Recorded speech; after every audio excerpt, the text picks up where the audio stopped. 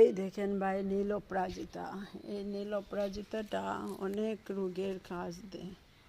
এই নীল অপরাজিতা দিয়ে সকালবেলা যদি লাল চায়ের পরিবর্তে এই নীল অপরাজিতাটা যদি চায়ে দিয়ে আর সঙ্গে একটু গোলমরিচ আদা দিয়ে যদি এই চাটা আপনারা পান করেন তাহলে অনেক রোগ সরে যায়।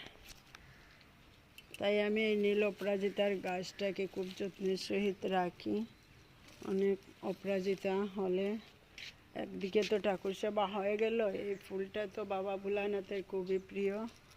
তাছাড়া মা দুর্গা দেবীকেও দেওয়া যায়, সবাইকেও দেওয়া যায়, কিন্তু সঙ্গে সঙ্গে একটা ঔষধেরও কাজ হয়।